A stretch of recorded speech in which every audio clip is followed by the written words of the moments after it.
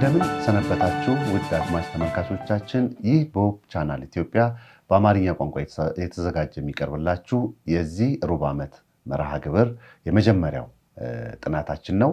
በዚህ ጥናታችን አብረውን ለመቆየት አብረውን ለማጥናት የተገኙትን ላስተዋውቅና ወደ ጥናታችን እንገባለን። ፓስተር ኤፍሬም፣ ዶክተር ዮናስ እንዲሁም እህቴ ትትና እንኳን ደህና መጣችሁ። አብሬያችሁ የምቆየው ወንድማችሁ ሙሉነህ እሆናለሁ። በሚኖረን ጊዜ የእግዚአብሔር መንፈስ እንዲመራን ጸሎት በማድረግ እንጀምራለን። እህታችን ትትና ጸሎት አድርገን እንጀምር። ጸልይ። በሰማይ ያለ የምትወደን ቅዱስና ኃያል አምላካችን እግዚአብሔር ሆይ እናመሰግንሃለን። ደግሞ ያንተ ፈቃድ ሆኖ ዛሬ ቃልን ከፍተን በአንድነት እንድናጠና ይህን እድል ስለሰጠን ተመስገን። እግዚአብሔር አባት ሆይ አሁን ቃልን ከፍተን ስናጠና ሳለ አንተ በመሃላችን በተለየ መንገድ እንድትገኝ፣ እንድትባርከን፣ እንድታስተምረን የበለጠ አንተን ወደ ማወቅ እንድታደርሰን ለምንሃለን። ይሄ ለኛ ብቻ ሳይሆን ለሚያዳምጡን ለሚሆን ሁሉ እንድትሰጥ፣ ይህን በማወቃችን ደግሞ የበለጠ ካንተ ጋር ያለን ግንኙነት የጠበቀ እንድታደርግልን እንጠይቃለን። ስለ ሁሉም ክብር ላንተ ይሁን፣ በክርስቶስ በልጅ ስም እንጠይቃለን። አሜን። እግዚአብሔር ይባርክሽ እህቴ ትትና። ውድ አድማጭ ተመልካቾቻችን እንግዲህ ያለፈውን ሩብ ዓመት የዘጸአት መጽሐፍን ነው ስናጠና የቆየ ነው።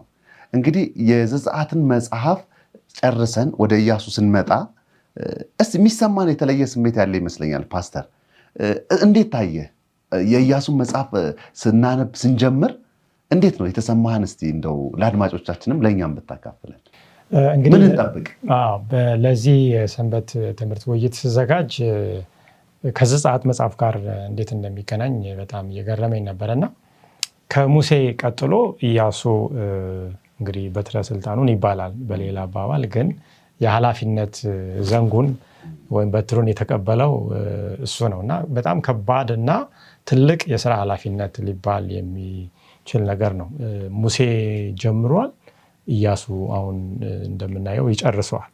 መጀመር ቀላል ነው ብዙ ጊዜ፣ መጨረስ ግን በጣም ከባድ ሊሆን ይችላል። ያንን ያደረገ ሰው ነው። ከ40 ዓመታት በኋላ የሙሴ አመራር ከነዓን ዳርቻ ከደረሱ በኋላ ነው እንግዲህ ኢያሱ ይህንን የሚያደርገው። የመጀመሪያው ትውልድ ቃል ኪዳኑን ካለመጠበቁ የተነሳ አልፏል። ከመጀመሪያው ትውልድ የቀሩት ኢያሱና ካሌብ ናቸው። በምድረ በዳ ቀርቷልና ብዙ ነገር ወደ ኢያሱ አእምሮ እንደሚመጣ እያሰብኩ ነበረ። ስለዚህ ምን አይነት አመራር ይሆናል የሚለውን በዚህ ሰንበት ትምህርት መጽሐፍ ቅዱስ በሚገርም ሁኔታ እንደሚያስተምረን እጠብቃለሁ። እውነት ነው። ዶክተር እስቲ እንዴት አየ? እንግዲህ ሙሴ እግዚአብሔር ሲጠራው ዓላማው የነበረው ህዝቡን ወደ ከነዓን ማምጣት ነው። ወደ ቃል ወደ ተገባለት ወተትንና ማርን ወደምታፈስ ምድር ማስገባት ነው። ግን በሙሴ ዘመን ያ አልሆነም። ስለዚህ አሁን ሁለተኛ እድል እግዚአብሔር ሲሰጥ ነው የምናየው በኢያሱ በኩል። ኢያሱ ቃል ወደ ተገባላቸው ምድር ይዟቸው ሊገባ ድጋሚ ከሙሴ ጋር እንደነበረ ከሱ ጋር እንደሚሆንና እንደሚሳካለት አሁን የማበረታቻ ቃልን ሲሰጠው እናያለን። ያ መጨረሻችንን መዳረሻችንን የበለጠ ክሊር አድርገን እንድናይ የሚያደርግ ነው እና ዛሬም ሁላችንም መዳረሻችን ሰማይ ነው። ስለዚህ እግዚአብሔር በነ ሙሴና በነ ኢያሱ ዘመን ያደርግ እንደነበረው ዛሬም ከኛ ጋር ሆኖ ወደ መዳረሻችንን ሊያደርሰን ክርስቶስን ቤዛ አድርጎ ሰጥቶናልና መዳረሻችንን የበለጠ እንድናይ መንገዳችንን ወደዛ የምንሄድበትን መንገድ በደንብ እንድናጠራ ይሄ ሰንበት ትምህርት ጥሩ ሀሳብ ይሰጠናል ብዬ አስባለሁ። እውነት ነው። ቲቲስ እንዴት ታየዋለች?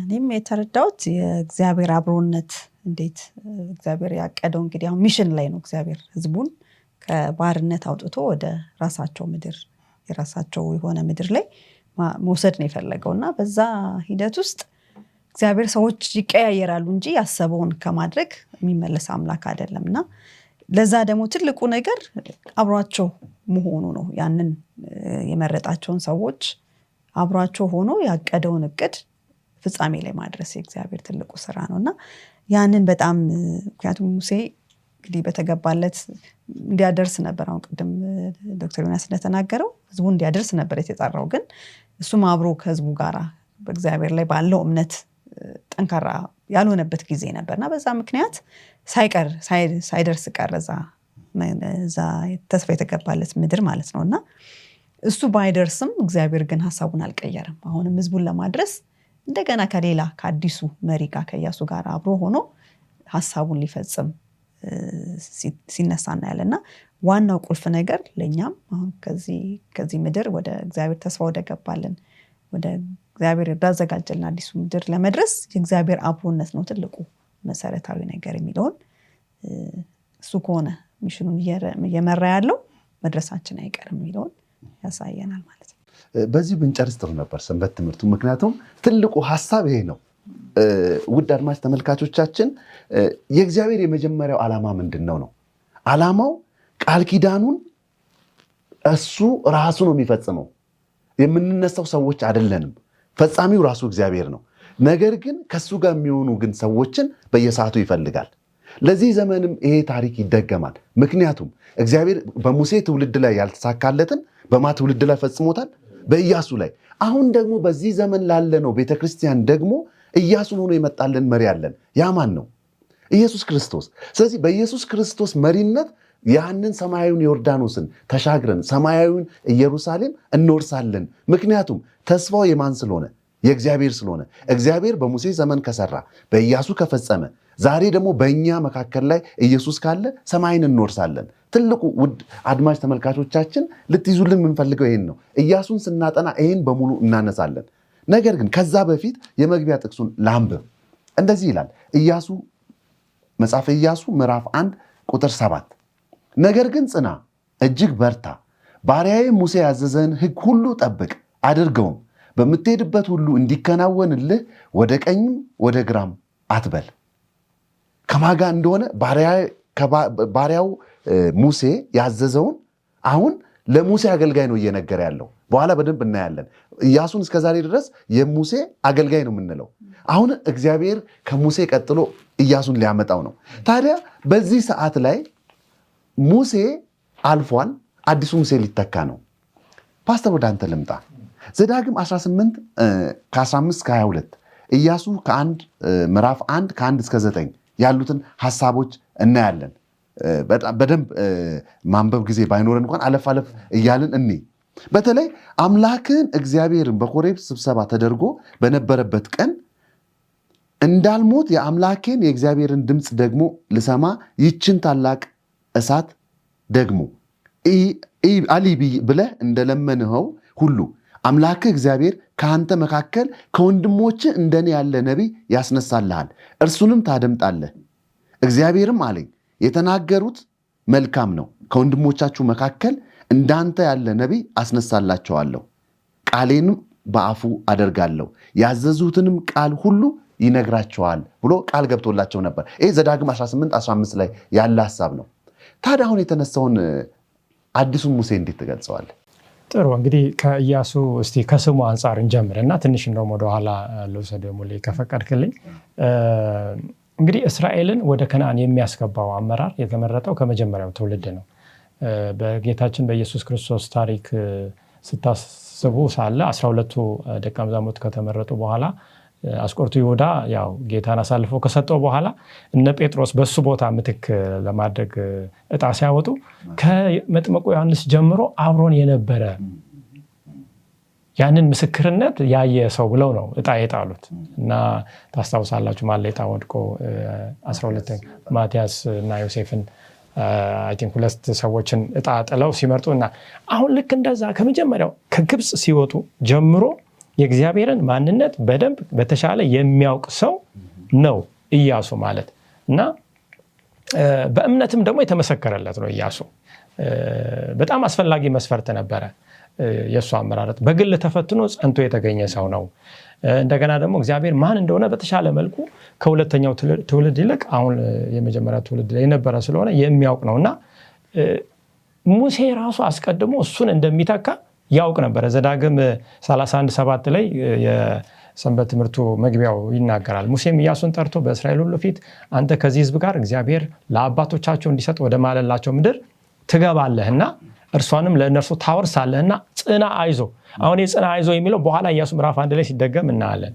በፊትም የሚሄድ እርሱ እግዚአብሔር ነው፣ ከአንተ ጋር ይሆናል፣ አይጥልህም፣ አይተውም፣ አትፍራ፣ አትደንግጥ አለው።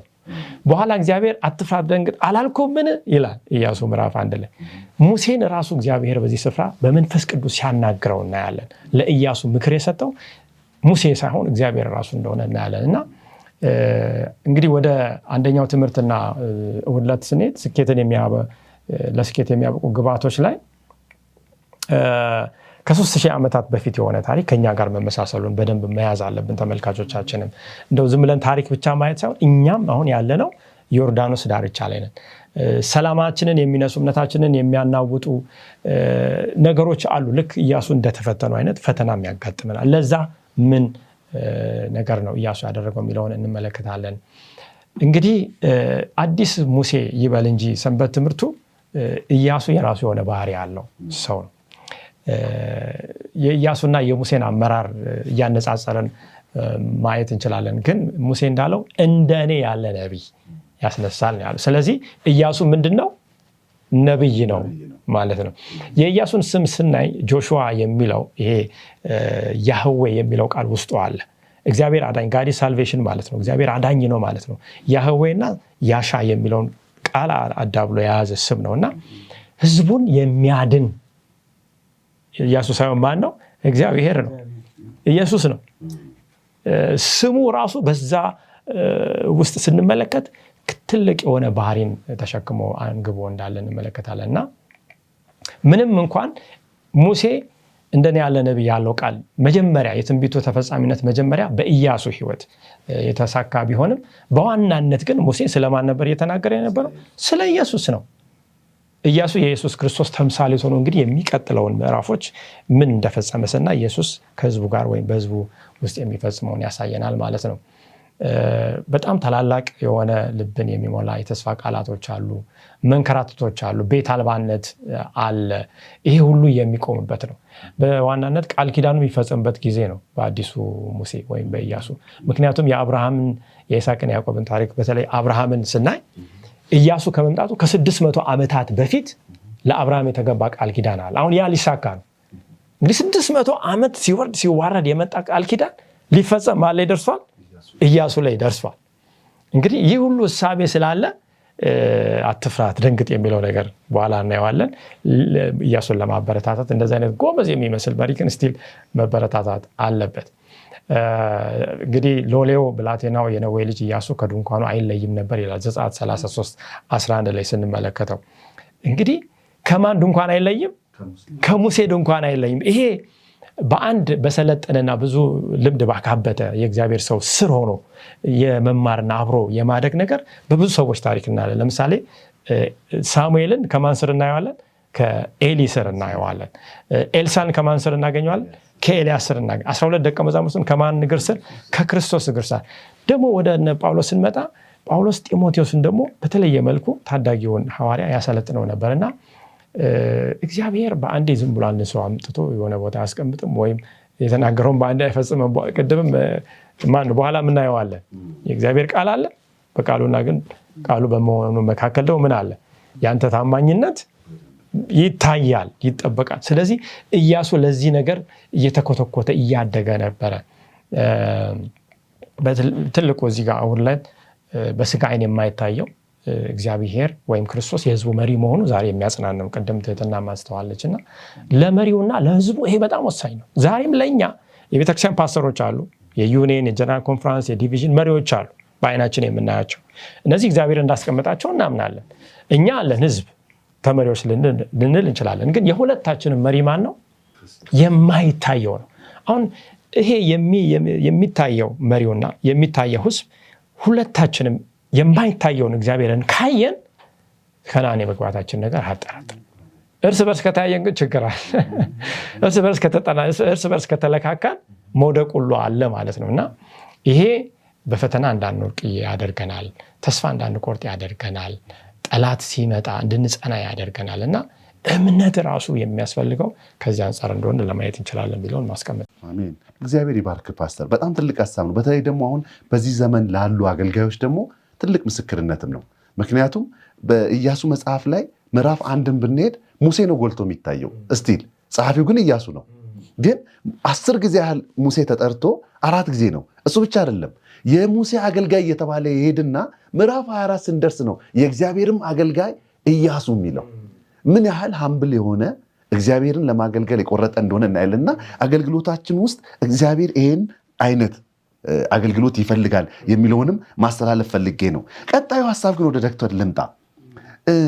እዛም ውስጥ በታማኝነትና ለቃሉ መታዘዝ የሚለው ትልቁ ሐሳብ እንዳለ ሆኖ እንግዲህ ኢያሱ ምዕራፍ 1ን ስናይ ከዚህ ሐሳብ ጋር ስንነሳ መጽሐፉን የምናይበት ትልቅ ነጥብ ፒክቸር እናገኛለን። ቢግ ፒክቸሩን ምዕራፍ 1 ላይ እናያለን። ያ ምንድነው? የሙሴን መጽሐፍ የኢያሱን መጽሐፍ ሙሉ እይታ ስናይ በ4 ይከፍለዋል። እነዚህን 4 የሚከፍላቸውን ሐሳቦች እንዴት ነው የምትገልጸው? ከዛስ ውስጥ ምን ይዘን መሄድ እንችላለን? ዛሬ ወደዚህኛው ጥያቄ ከመሄዴ በፊት መግቢያው ላይ ያለውን ሐሳብ በጨረፍታ ብነካው ደስ ይለኛል። ምክንያቱም በጣም መሰረታዊ የሆነ ትምህርት አለበት። አንድ ታሪክ ያነሳል። አንድ መምህር የትምህርት ክፍለ ጊዜው ሲጀመር ሴሚስተሩ መጀመሪያ ላይ ተማሪዎችን ምን ይላቸዋል? ሁላችሁም ታገኛላችሁ፣ ሁላችሁም ምንድነው ከፍተኛውን ውጤት ታገኛላችሁ፣ ሁላችሁም ያለ ልዩነት። ማድረግ ያለባችሁ ነገር ምንድነው? እዛ ለመድረስ ወይም ያ እንዲገባችሁ እንደሚገባችሁ የሚያሳይ ጽሁፍ ጽፋችሁ በሴሚስተሩ መጀመሪያ ላይ ታመጣላችሁ። ያ ግን እንደ መጨረሻ ይቆጠርላችኋል፣ ትልቁን ውጤት ታገኛላችሁ የሚል ሀሳብ ያደርጋል። ያን ያደረገው ምንድነው? ተማሪዎቹ እንዳይጨነቁ ለማድረግ ነው። ወደቅን አለፍን እያሉ እንዳይጨነቁ። ከዚህ ምን መሰረታዊ ትምህርት እንማራለን የሚል ነው። ይሄ ሰውዬ ተማሪዎቹ ሁሉ እንዲያዩ የፈለገው የመጨረሻውን መዳረሻውን የዛን ኮርስ መጨረስና ማለፍ ነው እንደ መዳረሻ ያስቀመጠላቸው። እዚህ ላይ 2 ሀሳቦችን ማየት እንችላለን። በእንግሊዝኛ ምንድነው the end justifies the means የሚባል አስተሳሰብ አለ። ሌላው ደግሞ the means justifies the end። በዚህ ሁኔታ ስናይ በአማርኛ ለማድረግ አካሄዱ ውጤቱን ይወስናል ወይም ደግሞ ውጤቱ አካሄዱ። ግን ሁለቱ በጣም የተለያየ ፍልስፍና ናቸው። ይሄ አስተማሪ ተማሪዎቹን እንዲያውቁ የፈለገው ነገር ምንድን ነው? አካሄዱ ውጤቱን ይወስነዋል የሚለውን ነው። በነገራችን ላይ ይሄ በአመራርም ደረጃ በሀገር መሪዎች ደረጃ የሚነሳ የአንድ የሊደርሺፕ ወይም የአመራር ክህሎት እሳቤ ነው። ይሄ ማኪያቬሊ የሚባለው ሰው ለአገር መሪዎች ወይም አመራር ላይ ላሉ ሰዎች የሚያመጣው እንትን ነው። ምን ይላል? ውጤትህ ምንድን ነው? በእነ ኢያሱ አይን ካየ ነው ከነዓን መግባት ነው። ለእኛ ግን ወይም ለአንድ አገር መሪ ቢሆን አገሪቷ እንድትበለጽግ ነው እንትኑ አላማው። ግን ያ ብልጽግና ላይ የሚደረስበት ወይ ወሳኝ ነው። እንዴት ነው እዛ የምንደርሰው? ብልጽግናን ብቻ አይተን እንደፈለግን እንሂድ ወይስ በስርዓቱ ሄደን ብልጽግና ላይ እንድረስ? ይሄ ትልቅ እንትን የሚፈጥር ጉዳይ ነው። እኛ እንደ ክርስቲያን ምናልባት ከማኪያቬሊን ስላነሳሁኝ ካንቲያን ኤቲክስ ወይም ደግሞ የክርስትና አስተምህሮ ምንድን ነው የሚለው? the means justifies the end ወይም አካሄዱ ውጤቱን ይወስናል። ይሄ በጣም ልንይዘው የሚገባ ሀሳብ ነው። ተደጋግሞ ይመጣል። በዚህ ሰንበት ትምህርት እናገኘዋለን። ወደ አነሳህልኝ ጥያቄ ስንመለስ እንግዲህ ኢያሱ ምዕራፍ 1 ላይ እግዚአብሔር ለኢያሱ ሲነግረው እናያለን። ወይም ደግሞ ሲያደፋፍረው ማድረግ ያለበትን ነገር ሲነግረው አካሄዱን ሲቀርጽለት እንመለከታለን። እነዚህ 4 ያነሳቸው ሀሳቦች መሻገር ነው። ዮርዳኖስን አልፎ ወደ ከነዓን ጉዞ ማድረግ ማለት ነው። መሻገር፣ መውረስ አለ። ከነዓን ከደረሱ በኋላ ደግሞ ያንን የረገጡትን መሬት ለነሱ የማድረግ ሁኔታ አለ። ኋላ አገሪቷን ከተቆጣጠሩ በኋላ ደግሞ የትኛው ነገድ የትኛው ስፍራ ላይ ይረፍ የሚለው ደግሞ ምክንያቱም እግዚአብሔር ያሳርፈሃል ነው የሚለው። ኋላ የእስራኤልን ነገዶች ጠርቶ ሲነግራቸው ኢያሱ መጨረሻ ላይ ደግሞ ማገልገል አለ። እንግዲህ እነዚህን ሀሳቦች የምናገኘው በኢያሱ ምዕራፍ 1 ከ2 እስከ 9 ያለውን ስናነብ ስለመሻገር ያወራል። መውረስን ደግሞ ከኢያሱ ምዕራፍ 1 ከ10 እና 11 ላይ እናገኛለን። ምድሪቱን መከፋፈል ቁጥር 12 እስከ 15 ላይ እናገኛለን። እንዲሁም ደግሞ በመታዘዝ መኖር ቃል የገቡት ለእግዚአብሔር እናደርጋለን ያሉትን ደግሞ ከ16 እስከ 18 ላይ እናገኛለን። ግን የኢያሱን መጽሐፍ ደግሞ እንዳጠቃላይ ስንመለከት ኢያሱ ከምዕራፍ 1 ጀምሮ እስከ ምዕራፍ 5 ድረስ ስለመሻገራቸው ነው የሚያወራው። ከ5 እስከ 12 ድረስ ደግሞ ስለመውረስ ያወራል። በኢያሱ ምዕራፍ 13 እስከ 21 ድረስ ደግሞ ምድሩን ስለመከፋፈል ያወራል። እንደዚሁም ደግሞ ኢያሱ ምዕራፍ 22 እስከ 24 ድረስ ደግሞ ማገልገል ወይም እግዚአብሔርን መታዘዝን ያወራል ማለት ነው። እንግዲህ እግዚአብሔርን መታዘዝ ከዚህ ጋር እንደው እንደ መደምደሚያ እንድንወስድ በእርግጥ የእግዚአብሔር ሕዝብ እንደ ሕዝብ የእግዚአብሔር ነው የሚባልበት ማረጋገጫው ምንድን ነው? በራእይ ምዕራፍ 14 ቁጥር 12 ላይ እንዳለው ነው። ምን አይነት ናቸው እነዚህ? በመጽናት የሚተጉት ወይም ደግሞ የእግዚአብሔርን ትእዛዛት የሚጠብቁና የክርስቶስ በትዕግስት የሚጸኑት እነማን ናቸው? የክርስቶስ እምነት ያላቸው የእግዚአብሔርን ትእዛዝ የሚጠብቁ። ስለዚህ የእግዚአብሔር ልጅነታችን የሚታወቀው በእነዚህ በሁለቱ ምልክቶች ነው። በተለይ ራእይ 14-12 አሁን ያነሳው ጥቅስ በጣም ወሳኝ ነው። ከዚህም ጋር ሀሳብ ጋር በጣም ይያያዛል። ምክንያቱም መታዘዝ የሚለውን ሀሳብ እንደው ለማሳጠር ያህል ከተፈለገ ምላሽ መስጠት ብንለው ያዋጣል። አሁን ለእግዚአብሔር ጥያቄ ምላሽ መስጠት ነው መታዘዝ እንጂ ሌላ ሪኳየርመንት አይደለም። ምክንያቱም እሱ በራሱ ፈቃድ መጥቷል።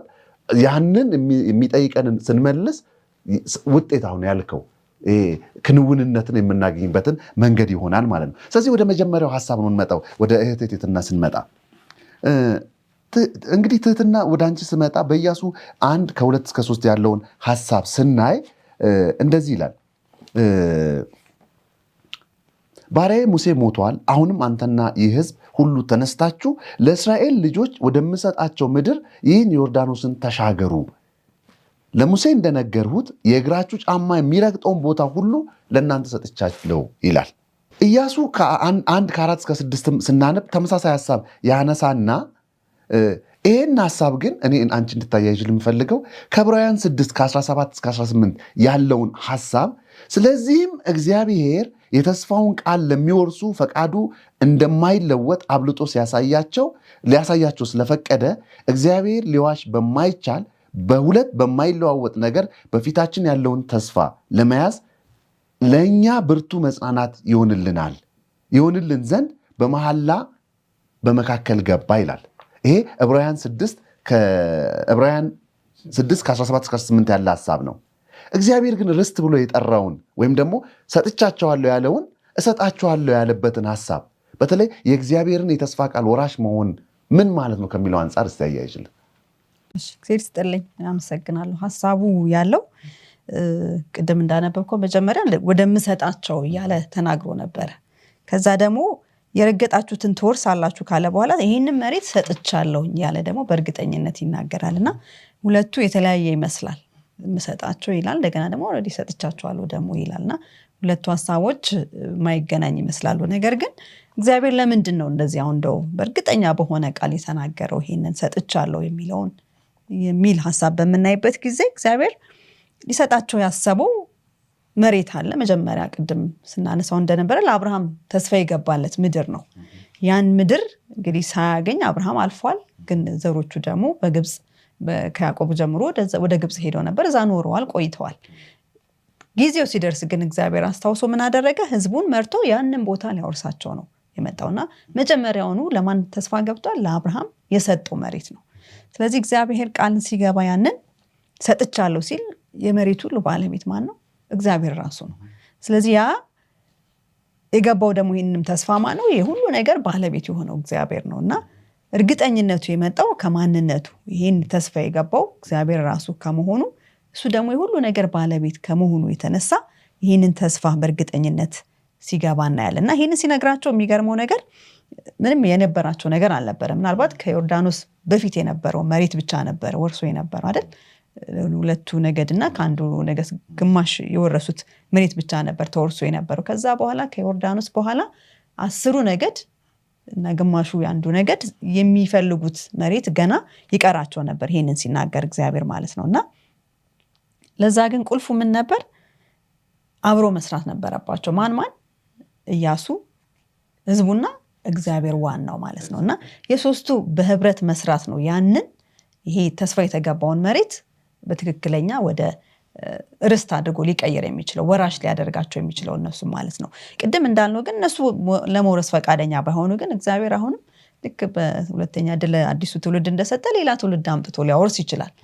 እግዚአብሔር ግን ምንድነው ሐሳቡ መፈጸም ነው የፈለገው። ለአብርሃም የገባውን አብርሃም ባያየውም አብርሃም ቢጠፋም ቢሞትም በእንቅልፍ ላይ ቢሆንም ነገር ግን ለዘሩ ያንን መሬት ለማውረስ እግዚአብሔር ሲንቀሳቀስ ነው የምናየውና ለዛ ግን የማንን ህብረት ይፈልጋል? የኢያሱን እንደ መሪ እንደገና ህዝቡ ደግሞ ከሱ በታች ሆኖ ከእግዚአብሔር ጋር አብሮ መስራትን የሚጠይቃቸው እንደሆነ ይናገራልና በጣም ደስ የሚለው ለመውረሳቸው ለስኬታቸው ትልቁ ቁልፍ ነገር አሁንም ቅድም ያነበብነው ምን ብሎ ተስፋ ይገባለት ነው ለኢያሱ። ምናልባት ደግመን ብናነበው ኢያሱ ምዕራፍ 1 ቁጥር 7 ላይ ነገር ግን ጽና እጅግን በርታ፣ ባሪያዬ ሙሴ ያዘዘህን ሕግ ሁሉ ጠብቅ አድርገውን፣ በምትሄድበትም ሁሉ እንዲከናወንልህ ወደ ቀኝ ወደ ግራም አትበል ይላል። ከዛም ቀጥሎ ሲናገር ቁጥር 9 ላይ በምትሄድበት ሁሉ አምላክ እግዚአብሔር ካንተ ጋር ነውና ጽና፣ አይዞህ፣ አትፍራ ይላልና የስኬታቸው ይህንን መሬት ወደ ርስትነት የሚቀይረው የማን አብሮነት ነው? እግዚአብሔር አብሮ የመሆኑ ምክንያት ነው ማለት ነውና ወራሽ ሊያደርጋቸው የሚችለው እነሱ ከእግዚአብሔር ጋር ሁሌ እሱ አብራቸው ሊሆን ቃል ገብቷል። ኢያሱ አብሮት ከሆነ ማለት ነው አብሮት ለመሆን ፈቃደኛ ከሆነ ኢያሱ ይሄንን ርስት በትክክል ወደ ርስትነት ሊቀየር ይችላል ማለት ነው። ይሄ ህዝብ ሊወርሰው ይችላል ያንን መሬት ለአብርሃም የገባውን ተስፋ ማለት ነውና ትልቁ ቁልፍ ያለው የእግዚአብሔር አብሮነት ነውና ያ ለነሱ ብቻ አይደለም የተገባው ያ ተስፋ ለኛም አሁን በዚህ ዘመን አለዛ እግዚአብሔር አብሯቸው ካልሆነ እስራኤል እንደማንኛውም አንድ ህዝብ ነው የሚሆነው ማለት ነው። የተለየ ነገር ምንም የማይኖራቸው ህዝብ ይሆናሉ ማለት ነው። ይሄ ተልኮ የሌላቸው ምንም የተለየ የሚለያቸው ነገር የሌለ ህዝብ ይሆናሉ። እንደገናም ደግሞ ጥሪም የሌላቸው ህዝብ ያደርጋቸዋል ማለት ነው። ጥሪ ያላቸው ተልኮ ያላቸው ህዝብ ያደርጋቸው ምንድነው? የእግዚአብሔር አብሮነት ነው ከነሱ ጋር የመሆኑ ምክንያት ነውና ዛሬም ለኛ እንግዲህ ቅድም እንዳልነው እኛም ተጓዦች ነን። ወዴት? እግዚአብሔር ወዳዘጋጀ ወደ ሰማያዊ ከነዓን የምንጓዝ ሰዎች ነን እና በዚህ ምድር በምንኖረው ህይወትም ሆነ እንደገናም ደግሞ በሰማይ ተስፋ ለምናደርገው እግዚአብሔር ተስፋ ለገባልን ምድር ለመድረስ ትልቁ ቁልፋችን ምንድነው? የእግዚአብሔር አብሮነት ያስፈልገናል ማለት ነው። በየቀኑ ለምንኖረው ኑሮ እንደገና በሰማይም ተስፋ የተገባልን ርስት ለመውረስ የክርስቶስ አብሮነት ያስፈልገናልና ስለዚህም ነው ክርስቶስ ምን ብሏል? በማቴዎስ 28 ቁጥር 20 ላይ እነሆ እኔ እስከ ዓለም ፍጻሜ ድረስ ከእናንተ ጋር ነኝ ብሏልና ያለ እግዚአብሔር አብሮነት ማንም ሰው ከንቱ ነው። የእሱ አብሮነት ለእስራኤልም ቁልፍ ነበር ርስታቸውን ለመውረስ፣ ለእኛም ሰማይ የተገባልን ተስፋ ለመውረስ የእግዚአብሔር አብሮነት ያስፈልገናል የሚለውን እና ወራሽ የሚያደርገን ከእግዚአብሔር ጋር አብሮ መሆን ነው፣ ከክርስቶስ ጋር ሁል ጊዜ አብሮ መሆን ነውና ይህንን ነው እርግጠኛ አድርጎ ሲናገርን የእሱ አብሮነት በጣም እግዚአብሔር ድንብ አርገሽ ነው ያስቀመጥሽው። እግዚአብሔር የሚያለው በነገራችን ላይ ዘጸአት 33:14-16 ላይ እንደዚህ ይላል፣ እግዚአብሔርም እኔ ከአንተ ጋር እሄዳለሁ አሳርፍህም አለው። እርሱም አንተ ከኛ ጋር ካልወጣህስ ከዚህ አታውጣን፣ በምድርም ፊት ካለው ህዝብ ሁሉ እኔና ህዝብህ የተለየን እንሆን ዘንድ አንተ ከኛ ጋር ካልወጣህ በምን ይታወቃል ይላል መጨረሻው ሐሳቡ። ዛሬ ጸሎታችን ይሄ መሆን ያለበት አይመስላችሁም? እግዚአብሔር ከኛ ጋር ካልሆነ ምንም አይነት ጉዞ ይቅርብን። ለዚህ ደግሞ ማረጋገጫ ሰጥቶናል። እስከ ዓለም ፍጻሜ ከማን ጋር ሆናለሁ? ከእናንተ ጋር ሆናለሁ። እኛ ጠይቀን ሳይሆን እሱ ኦልሬዲ ጠይቆናል። ምን ለመሆን? ከኛ ጋር ለመሆን። ስለዚህ በጣም ደስ የሚል ሐሳብ ነው። አሁን ስታወሪልኝ አይምሮ ውስጥ ይመጣ የነበረው ምንድነው? ሰጪውም እሱ ጠያቂውም እሱ። እኛ ጠይቀነው አይደለም እየሰጠን ያለው፣ እሰጣችኋለሁ ያለው እሱ ነው። ስለዚህ ለመስጠት ደግሞ ቅድም ያስቀመጥነው ፎርሙላ አለ። እግዚአብሔር፣ ኢያሱና ህዝቡ። ከነዚህ ውስጥ አንዱ ከጎደለ እግዚአብሔር ይቀጥላል፣ የጎደሉት ግን ይቀራሉ እዛው። ልክ 40 ዓመቱን በምድረ በዳው እንደቀሩ እንደዛ እንዳንሆን እግዚአብሔር ይርዳን።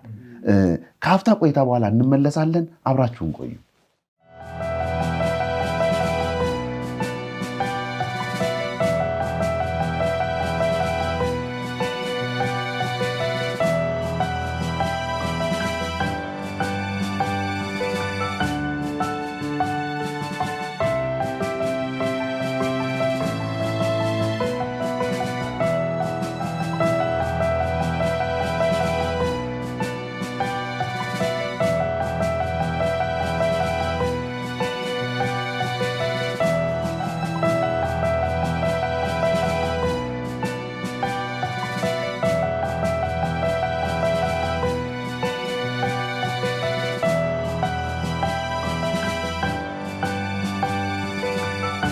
ቆይታ በኋላ ተመልሰናል። ውድ አድማጭ ተመልካቾቻችን፣ ይህ በሆፕ ቻናል ኢትዮጵያ በአማርኛ ቋንቋ የተዘጋጀ የሚቀርብላችሁ የዚህ ሩብ ዓመት መርሃ ግብራችን የኢያሱ መጽሐፍ ጥናት ነው።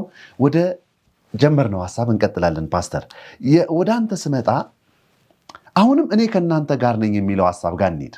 እንደው ፓስተር አሁንም እንደው ለእኔም ለሌላውም ኢንስፓይሬሽን የሚያመጣ ቃል ነው። ለምንድን ነው በርታ እያለ ያለው? ለምንድን ነው ጠንካራና ደፋር ሁን እያለ ያለው? ምንድን ነው ኢያሱን የሚጠብቀው? ሰጪው እግዚአብሔር ከሆነ ለምንድን ነው በርታ ያስፈልገው?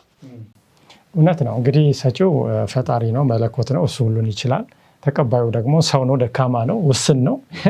ብዙ ማንችላቸው ነገሮች አሉ አይደል? ስለዚህ ማበረታታት እኔ ዓለምን አሸንፍ ያለው በዓለም ሳላችሁ መከራ አለባችሁ አይዟችሁ እኮ ይላል ክርስቶስ ኢየሱስ በአዲስ ኪዳን ላይ። እና ይህ የሚያበረታታ ቃል ልጄ ሆይ በርታ፣ አይዞህ፣ ኃጢአት ተሰራ ይችል ሰብአዊ ፍጡር ካለበት ለማንሳት የመለኮት እንዲህ ማበረታቻ ቃል በጣም አስፈላጊ ነው። ሰውን እንኳን ለማጽናናት ሄዶ አይዞ በርታ ይላል አይደል እንዴ? እንኳን ፈጣሪ ደግሞ ከፈጣሪ ከቃሉ ሲሆን ምን ያህል ኢያሱን ሊያበረታታው እንደሚችል ማሰብ አለብን።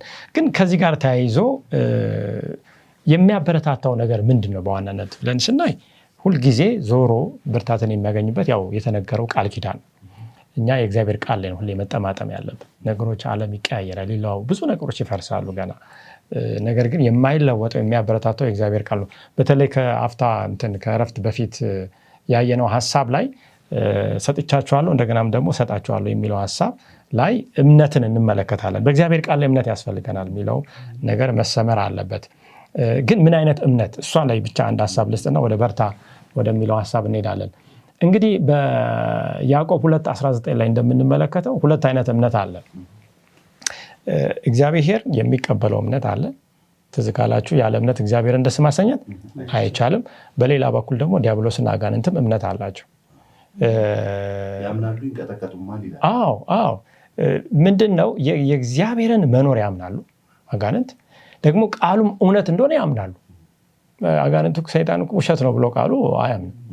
እውነት ነው፣ ግን ያንን አጣሞ ምን ይላል? ለጥፋት ሰውን ያጠምድበታል። ከዚህ የተነሳ ይንቀጠቀጣሉ ይላል። ዲናይ መካድ አይችሉም። ወደኛ ሲመጣ ግን ምን አይነት እምነት ነው እግዚአብሔር የሚፈልገው ስንል የእኛን ፍቃድ ለሱ ማስረከብ፣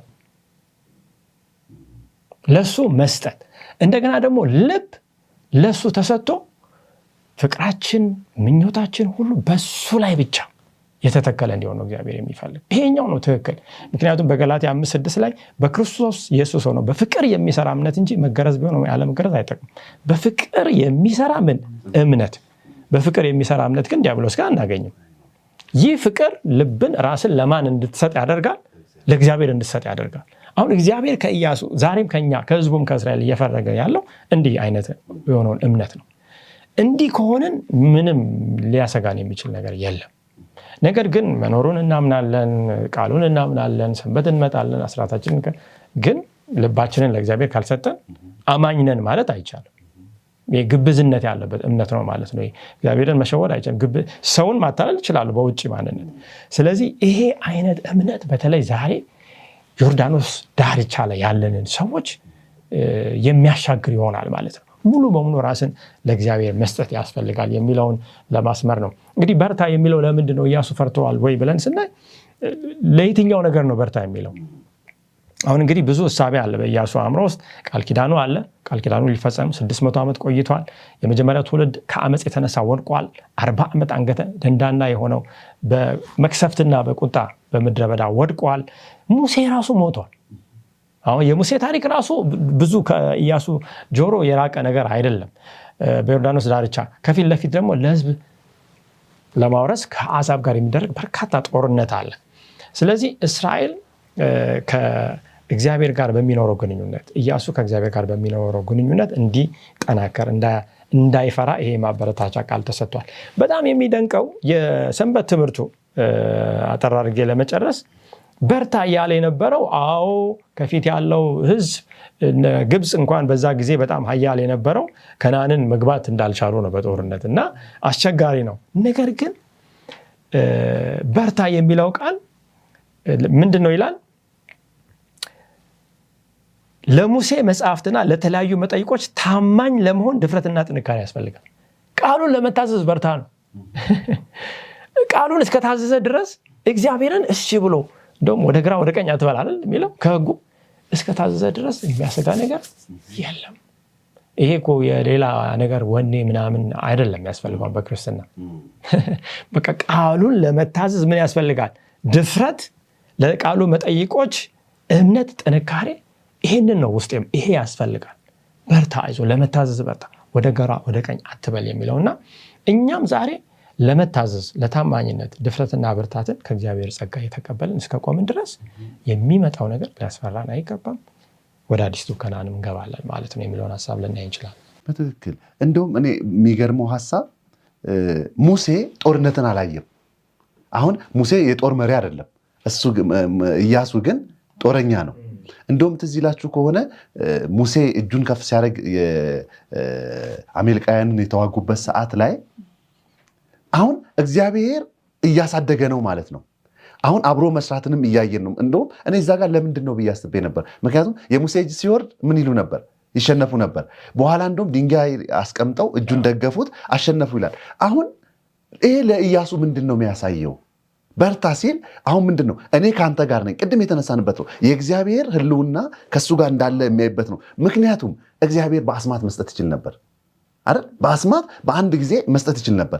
ነገር ግን ዛሬም ሰማይ የሚደረሰው በተአምር በአስማት ሳይሆን አብሮ ከእግዚአብሔር ጋር በመስራት ነው፣ ለእግዚአብሔር ጥያቄዎች ምላሽ በመስጠት ነው የሚለው ነው እና ትልቁን ፓስተር አስቀምጠዋል። በተለይ ደግሞ ለዚህ ደግሞ ትልቁ በርታን ቅድም እንዳስቀመጥከው ዛሬም በእኛ ህይወት ውስጥ ኤፌሶን 6:10 ከ10 እስከ 18 ያለው ሀሳብ ላይ እንደ አንድ ደቂቃ ልስጥ ምን ማለት ነው?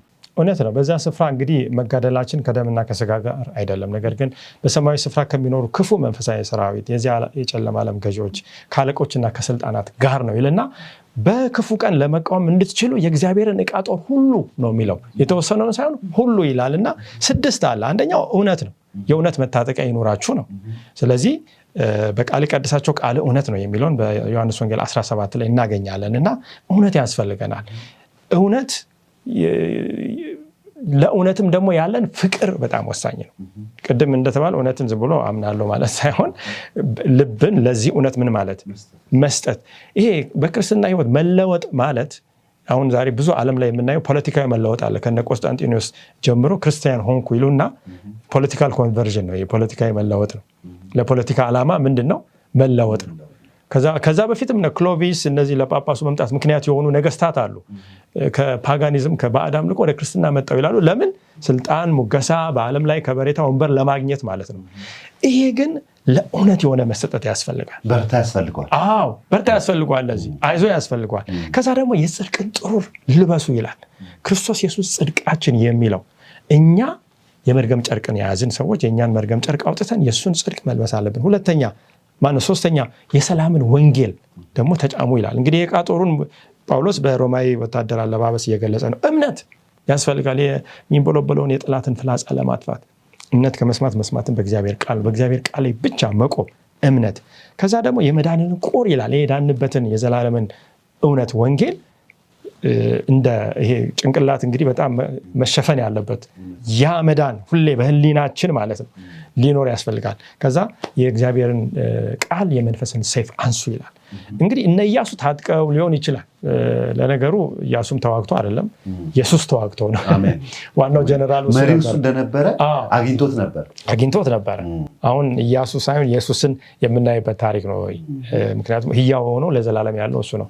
የእግዚአብሔር ቃል የመንፈስን ሰይፍ ይላል። እነዚህ ነገር ከያዝን ዛሬም ያለን ክርስቲያኖች ክርስቶስ የሰጠንን አደራ በመታዘዝ ወደ ተስፋይቱ ምድር መግባት ይችላል። ስለዚህ በርቱ። ይሄ ጦርነት አለ። እንቀጥል ዶክተር ወደ አንተ። እንግዲህ አሁንም ኢያሱ 1:7-9 ያለው ሐሳብ ላይ ነው ያለው። አሁን ባለጸጋና ስኬታማ መሆንን እግዚአብሔር ለኢያሱ የነገረው ከምን አንጻር ነው? በተለይ ደግሞ ይህን ሐሳብ ስናነሳ በተለይ ካሉ አሁን ዶክትሪን ወይም አስተምሮች አንጻር እንድታይልኝ እፈልጋለሁ። ምክንያቱም ስኬትን ወይም የኢያሱ ስኬት የሚወሰነው አሁን ፓስተር ያለው ላይ ቢውላፕ እያደረግን ስንመጣ ከሮሜ 3:31 ካለው ሐሳብ ጋር እንድታያይዝልኝ እፈልጋለሁ። ምክንያቱም እዛ ጋር በርታ ጽና ካለው በኋላ እንዲሳካልህ ከፈለግ ሙሴ ያዘዝህን ትእዛዝ ወደ ቀኝም ወደ ግራም አትበል ብሎታል። እዚህ ጋር ደግሞ ምን አለ? አሁን ይህን ሐሳብ 3:31 ላይ ሕግና እምነት ጋር አያይዘው። ምክንያቱም እዛ ኢያሱም ጋር እምነት አለ፣ እዚህ ጋር ኢያሱ ጋር መታዘዝ አለ። አሁን እስከ ሮሜ 3:31 ሐሳብ ጋር በተለይ ደግሞ የክርስቶስን ጽድቅ ከጸጋው ጋር ሕግን ከጸጋ ጋር አያይዘ እስቲ ኢያሱ 1:8 እናንብብ መጀመሪያ። የዚህን ሕግ መጽሐፍ ከአፍህ አትለይ፣ ነገር ግን የተጻፈበትን ሁሉ ትጠብቅና ታደርግ ዘንድ በቀንም በሌሊትም አስበው፣ ያን ጊዜም መንገድህ ይቀናልሃል ይከናወንልሃልም ይላል። እንግዲህ መንገዳችን የሚቀና ከሆነ ወይም የሚከናወንልን ከሆነ መድረስ የምንፈልግበት ቦታ ደርሰናል ማለት ነው። ስለዚህ በዚህ ሴንስ ካየ ነው እግዚአብሔር ለኢያሱ እያለ ያለው የሚሳካልህ እነዚህ ነገሮች ስታደርግ ነው። በሙሴ በኩል የተሰጡ ሕጎች አሉ። እነዛን ሕጎች ሌትም ቀንም መፈጸም ይኖርበታል። ያን ሲያደርግ ምንን ያገኛል? ከነአንን መውረስ ይችላል። መከናወን በዚህ ሴንስ እንደዛ ነው። ግን ይህን የመከናወንን ሀሳብ ይዘን ወደ ዘመናችን ስንመጣ መከናወን ማለት ስኬት ማለት ነው። ስኬት ደግሞ በዘመናችን የሚገለጸው በምናጠራቅመው ቁሳዊ የሆነ ሀብት ነው።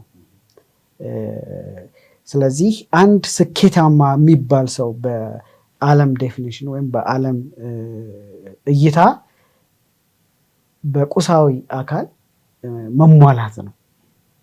ግን በእግዚአብሔር ዓይን ስናየው አሁን ለኢያሱም እግዚአብሔር እየነገረው እንዳለው በዛ አመለካከት ስናይ በቁስ መባረክ ከነአን መግባት እንዳለ ሆኖ ግን እውነተኛው ስኬት እግዚአብሔርን ይዞ መግባት ነው።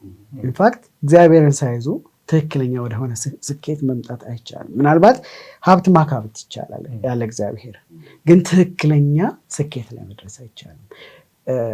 ስለዚህ የአመለካከታችንን ከዓለማዊ አመለካከት ወደ እግዚአብሔር አመለካከት መቀየር አለበት። እግዚአብሔር ተሳካለህ የሚልህ ቁስ ስላከማቸህ በሀብት ስለአደግ ሳይሆን ሀብቱንም ይዘህ ቢኖርም ባይኖርም ሀብቱንም ይዘህ ነገር ግን ከእግዚአብሔር ጋር ሆነ ስትገኝ እውነት ነው። እንደዛ መሆን አለበት። ስለዚህ ሰንበት ትምህርታችን እንዲያው ምን ብሎ ያስቀምጠዋል? ትክክለኛው ስኬት ሀብትን እግዚአብሔርን ከመፍራትና እግዚአብሔርን ከመታዘዝ ጋር ማጣመር፣ ማቀናጀት፣ ማስማማት ነው። ይህንን ያስማማ ሰው በእርግጥ ስኬታማ ነው ማለት እንችላለን ማለት ነው። ስለዚህ ከዚህ ጋር እያይዘን ልናየው የሚገባ መሰረታዊ ሀሳብ ደግሞ ምን አለ? እንግዲህ ቅድም እንዳልነው የእኛ መዳረሻ ምንድን ነው? ሰማይ ነው። ሰማይን የምናገኝበት ዋናው መሳሪያችን ምንድን ነው? እምነት ነው። ያ እምነታችን ግን ምን አይነት መሆን አለበት? በፍቅር የሚሰራ ቅድም ፓስተር ምላሽ መስጠት የሚችል በፍቅር የሚሰራ እምነት ያ ትክክለኛው እምነት ነው። መዳረሻችን ምንድነው? ወደ መዳረሻችን የሚወስደንም እሱ ነው። ስለዚህ ግን አሁን ይሄ በጣም ፖፑላር የሆነው ወይም ደግሞ በብዙ የፕሮቴስታንት እምነት አካባቢ የምናየው አንድ የጸድቀሃል ከዛ በኋላ ምንም የዘላለም ህይወትን የሚያሳጣህ ነገር የለም እስከ ማለት ድረስ ወይም ደግሞ እግዚአብሔርን ካመንክ በቁስ ትባረካለህ፣ በጤና ትባረካለህ ወዘተ የሚለው ትምህርት አለ። ይሄኛው ምንድነው? እምነን ብቻ ሌላውን ሁሉ ነገር ተሳክቶልሃል ወይም አግኝተሃል የሚል። ለኢያሱ እግዚአብሔር እንደዛ አላለም። ምንድነው ያለው? የሚሳካልህ እግዚአብሔር ባስቀመጠልህ መንገድ ስትሄድ ነው። ቀደም በመግቢያ ላይ ያየነው ይሄን ነው። ጀስቲፋይ የሚያደርግ መጨረሻችንን የሚያረጋግጥልን የምንሄድበት መንገድ ነው እንጂ መዳረሻችን ራሱ መንገዳችንን አይጠርግም። ካገላበጥ ነው ምን እንሆናለን መሰለ? ኢንፋክት የሚቀጥሉት ትምህርቶችም ላይ እንመጣለን። በማይገባ መንገድ ሄደን መንግስተ ሰማያትን ለመውረስ እንደመሞከር አቋራጭ እንደመጠቀም ነው። ያ ደግሞ አይሰራም። እግዚአብሔር በእውነት መንገድ ብቻ ነው መዳረሻችንን እንድናገኝ የሚፈልገው። ስለዚህ ያለዛ የሆነ መንገድ ሁሉ አቋራጭ ነው። አቋራጭ መንገድ ደግሞ በክርስትና ህይወት ውስጥ የለም፣ አይሰራም። እግዚአብሔር ይባርክልኝ ዶክተር። እንዶት ምን ቴካዌይ ምን ይዘን እንሂድ? ከዚህ ሁሉ እንግዲህ አንዱን መጣል ከበደኝና ለመጠቅለል ተቸገርኩና ምን ይዘን እንሂድ? 1 ደቂቃ ልስጥሽ። እዚህ መጨረሻው ላይ አሁን እሱ በተናገረው ላይ የሚያነሳው ሀሳብ አለ ስለ እግዚአብሔር ህግ እና በብሉይ ኪዳን ላይ እግዚአብሔር ህግ ደስታዬ ነው እያለ የደስታው ምንጭ እንደሆነ ዳዊት ይናገራል። ሌሎችም ጸሐፊዎች ያኔ ይናገራሉ። እና ብዙ ጊዜ የእግዚአብሔርን ህግ አሁን ስኬታማ ያልነው አሁን ዶክተር ዮናስ እንደተናገረው ስኬታማ የሚባለው ሰው ምንድን ነው? ምንን ከእግዚአብሔር ህግ ጋር ተስማምቶ መኖር የቻለ ሰው ወይም በእግዚአብሔርን በመታዘዝ ደስታን የሚያገኝ ሰው ትክክለኛ ስኬታማ ሰው ነው ያ። እና ይሄ ደግሞ ለወንጌልም መሰረታዊ ነገር ነው። ምክንያቱም ህጉ ምን ይላል? የእግዚአብሔርን ህግ ባየነው ቁጥር የሚያሳየን ያኛን የኃጢአተኝነታችንን ጥግ ነው የሚያሳየን። እና ወደ ህግ ስንሄድ ለዚህ ነው ጳውሎስ ምን ብሎ ይናገራል? በገላትያ ላይ ገላትያ ምዕራፍ 3 ላይ ምን ብሎ ይናገራል? ቁጥር 24 ላይ ህጉ ወደ ክርስቶስ የሚያደርሰን ሞግዚታችን ነው ብሎ የሚናገረው ለዛ ነው። ምክንያቱም ወደ ህጉ ስንሄድ ህጉ ኃጢአታችንን ባያጥብልንም ግን ኃጢአተኝነታችንን ግልጽ አድርጎ ያሳየናል። ስለዚህ መፍትሄ ፍለጋ መሯሯጣችን አይቀርም፣ መስተዋት ነው ያሳየናል። ስለዚህ ወዴት የግድ እንሄዳለን? ወደ ሊያነጻን ወደሚችለው ብቸኛ ተስፋችን ወደሆነው ወደ ክርስቶስ እንድንሄድ ያደርገናል ማለት ነው። እና የእግዚአብሔር ህግ ቅዱስ ነው፣ ጻድቅ ነው እና ማንነታችን በደንብ ሊያሳየን የሚችል ህግ ነው እና ህጉን ልንወደው እግዚአብሔርን መታዘዝ ልንደሰትበት የሚገባ ነገር። እግዚአብሔር ይባርክሽ። ለዚህም ነው ሮሜ 3:31 እንደዚህ ይላል፣ እንግዲህ ህግን በእምነት እንሽራለንን አይደለም ህግን እናጸናለን እንጂ። ምክንያቱም ህግ እንዳልሽው ትልቅ ጥቅም አለው፣ ቅዱስ ነው፣ ጻድቅ ነው። በተስፋ ቃሉና ማስጠንቀቂያዎቹ ውስጥ ኢየሱስ የተናገረ ያለው ስለ እኔ ነው። እኔ በእርሱ አምኜ እንዳልጠፋ ነገር ግን የዘላለም ህይወት ይኖረኝ ዘንድ እግዚአብሔር አንድያ ልጁን እስኪሰጥ ድረስ ዓለምን እንዲሁ ወዷል። በእግዚአብሔር ቃል ውስጥ የተነገሩት ልምምዶች የእኔ ልምምዶች ሊሆኑ ይገባል። ጸሎቶቹ፣ የተስፋ ቃላቱ፣ ትእዛዛቱና ማስጠንቀቂያዎቹ የእኔ ወይም ለእኔ ናቸው። እምነት የእውነትን መርሆች አምኖ እንደሚቀበል እነዚህም የህይወት አካልና አነሳሽ የህይወት ኃይሎች ይሆናሉ። የእግዚአብሔር ቃል የተቀበለውን ሰው ሐሳብን ይቀርጻል፣ የባህሪንም እድገት ያመጣል። የወደቀው ሰብአዊ ዘር በራሱ መልካም ስራ ምንም ሊያገኝ እንደማይችል በሁሉም አእምሮ ውስጥ በትጋት በተደጋጋሚ በጥልቅ መታሰብ አለበት። መዳን የሚገኘው በኢየሱስ ክርስቶስ በማመን ብቻ ነው ይላል። ውድ አድማጭ ተመልካቾቻችን ይህን እንድናደርግ የሰማነውን ደግሞ እግዚአብሔር በልባችን ይጻፍልን። በሚቀጥለው ሳምንት በአዲስ ርዕስ እስክንገናኝ ድረስ መልካም ቆይታ እንላለን። አጭር ጸሎት እናደርግ። ቅዱስ መሐሪ ሁሉን ቻይ የሆንክ እግዚአብሔር እናመሰግንሃለን። በነበረን ቆይታ እግዚአብሔር አባት ከአንተ መንፈስ ስለተማርን አንተም አብረህን ስለነበርክ ተመስገን። የሚሰሙ ጆሮዎችን አንተ ባርክ። በሚቀጥለውም ሳምንት በሰላም ተገናኝተን አብረን ከአንተ እንድንማር እርዳን። በናዝሬቱ በኢየሱስ ስም አሜን።